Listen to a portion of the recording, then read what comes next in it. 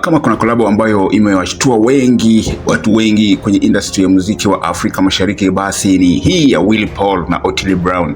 Hawa ni wasanii ambao wamekaa kwenye game kwa miaka mingi, wakitengeneza hits kubwa zilizotikisa charts na kupata mashabiki wengi sana ndani na nje ya Kenya.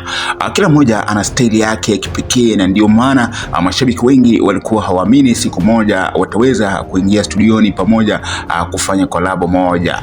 Kwa muda mrefu kulikuwa na maneno mengi kuhusu hawa, mara bifu, mara competition, mara tofauti za kimuziki, mpaka watu wakazoea kuona kama hawawezi kuelewana kabisa. Lakini muziki huwa na surprise zake.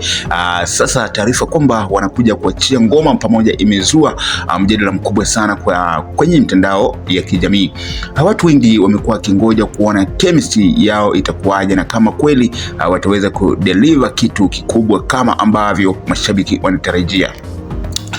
Ukiangalia fanbase ya Willy Paul pamoja na Otile Brown, ni wazi hii kolabo inaweza kufanya vizuri sana ndani ya muda mfupi. Wote wawili wanajua kutengeneza hits, wanajua kuvuta attention ya mashabiki, na pia wanajua namna ya kufanya nyimbo zinazobaki kwenye vichwa vya watu kwa muda mrefu. Hiyo pekee tayari imefanya hii project ionekane kubwa hata kabla haijatoka rasmi.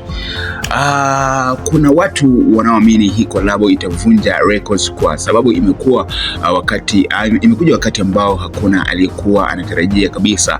Wengi wanasema pressure ni kubwa sana kiasi kwamba inaweza kushindwa kufika matarajio ya watu, lakini kweli ni kwamba kila mtu anasubiri kuona watakuja na vibe gani, video itakuwaje, na kama sauti zao zitapatana vizuri kwenye beat moja. Mimi binafsi naamini hii ni moja ya kolabo ambazo zinaweza kuunganisha mashabiki kwa pande zote mbili na kuonyesha kwamba muziki unaweza kuleta watu pamoja licha tofauti zilizokuwepo zamani. Kama watafanya promo vizuri na watoe ngoma kali, basi hii inaweza kuwa moja ya hits kubwa za mwaka. Sasa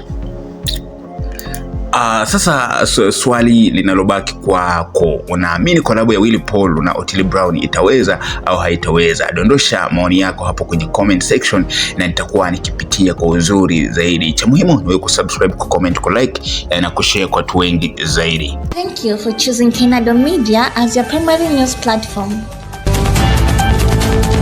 Kwa kuendelea kutazama video zetu, tunatutia moyo kufanya utafiti na kukuandalia taarifa kutoka kote duniani. Cha kufanya wewe ni kusubscribe, kucomment, kulike na kushare kwa watu wengi zaidi. Kenado Media, home of trends.